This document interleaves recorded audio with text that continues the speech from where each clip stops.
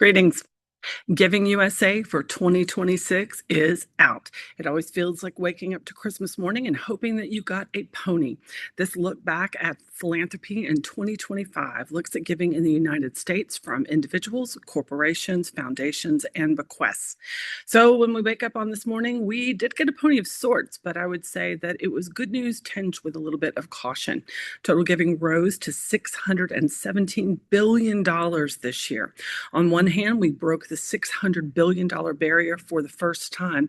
We also saw an increase in current dollars, but we did not see an increase in inflation adjusted dollars. And that's where, in my mind, the edge of caution comes a little bit into the room.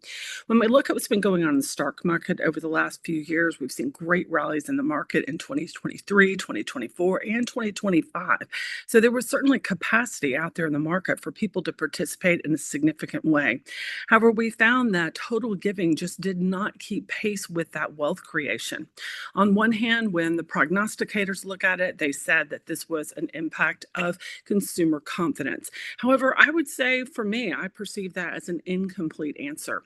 Certainly, we see those who are in lower and middle incomes have a capacity issue when consumer confidence comes into play. They say that it's an issue often of not looking at the big things like housing costs and inflation, but it's really looking at kind of the everyday things that you encounter, like my gas is expensive, my groceries a lot, my health insurance costs are crazy. With that, people say, with salience, you have a decrease in confidence in giving. You have a little tinge of fear. You may even be worried about things like job security. So certainly when you look at those, particularly in middle income households, there were real reasons for them to step back a little bit and think about their philanthropy. However, the issue for me there is we look at participation. 9 out of 10 donors, according to the Fundraising Effectiveness Project, are giving $500 or less to philanthropy. But those $500 or less gifts only represent 6% of total dollars given philanthropically. And so to me, that segment of our donor pyramid that was most pressed really represents so little money that it's just not consequential in nature. We certainly see that consumer confidence impacts those in higher income thresholds as well, but it's a different thing. They're not worried about capacity, they're worried about willingness. And so willingness to me becomes a different issue. These are folks who are frankly not worried about the cost of eggs, they're not worried about their monthly bills going up.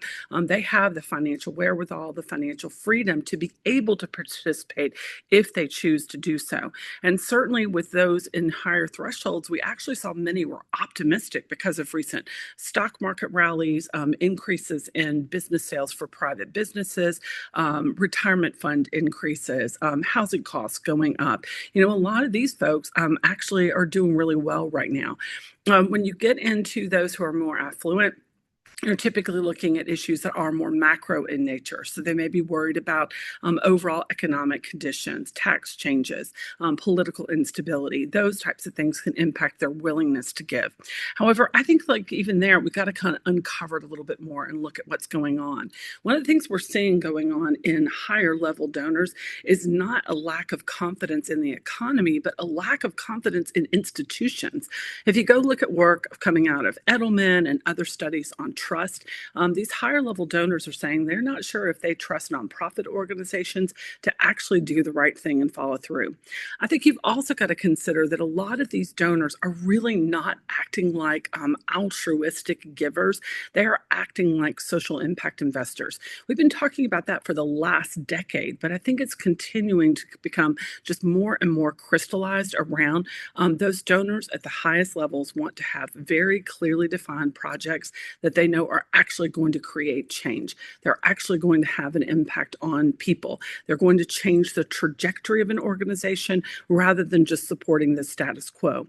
And so I think when we look at some of the larger donors who are out there, it's not as much a question of consumer confidence as it is a question of institutional confidence. Now let's pull back and look at some other things that were going on in Giving USA as well. We saw a great rally from bequests. This is the third year in a row that bequest giving rose at least 20%. The researchers are saying this is not a trend because they feel like in any given year, there can be a few outsized states that really swing those numbers one way or another. However, frankly, whether it's a trend or not, the reality is that bequest giving continues to be a really extraordinary opportunity. We are going through this intergenerational transfer of wealth that we've been talking about for a while. That means trillions of dollars are going to be passed down from the baby boomers to their heirs. And so there's just so much wealth capacity concentrated in this generation that is getting ready to pass that you need to be paying attention to this, whether it's a trend or not.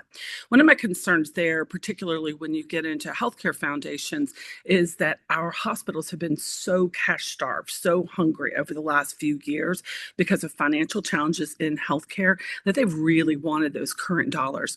When they're wanting current dollars, there's kind of an internal disincentive for you to go and raise bequest commitments. I would also say we continue to really be challenged with the fact that bequests that are revocable do not count under generally accepted accounting principle guidelines. And so there's also sometimes a disincentive there that they're just not getting booked on the general ledger in the same way that current dollars are. And so there's almost an internal disincentive to pursue those gifts. I think it's something you got to think about, though. Clearly, it is a huge opportunity. And so I think you've got to start thinking about this as a source of future capital, venture capital that you just cannot afford to step back from. We continue to see great movement in donor advised funds this year. That's another place clearly you need to be. You need to be focused on. We saw nice increases from foundation giving this year. There's a lot of good stuff that is going on. If you want to see more, please go look at all the resources that are out from Giving USA as of today. You can go to their website, download the books. You can also purchase other resources that they've created.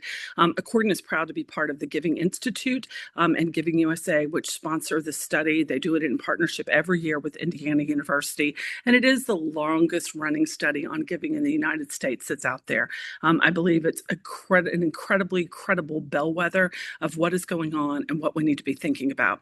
Accordant also pushed out a bunch of resources today. I've got a 17-page paper, if you cannot sleep tonight, that you can get into, talking about how I believe this is really an inflection point for us.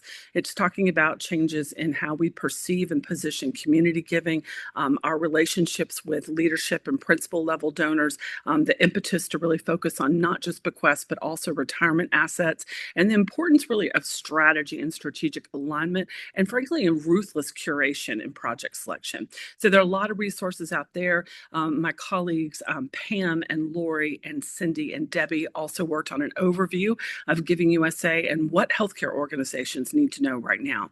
So a lot of resources sitting out there on the Accordant site, a lot of resources out there from Giving USA.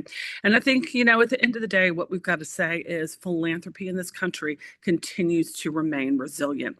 We are continuing to see a concentration of the people who are giving. That is also a cautionary tale within itself, that there's inherent risk within that as fewer and fewer people are giving more and more of the total dollars that are out there. However, I just think it means we got to be smart about our strategy. We got to be smart about kind of what is leading to one thing or another. What does value creation look like? Where's money coming from? It's coming from assets now, not from income. A lot of things going on, lots to think about, but it's Christmas morning. Giving USA is out. Go enjoy it. Have a great day.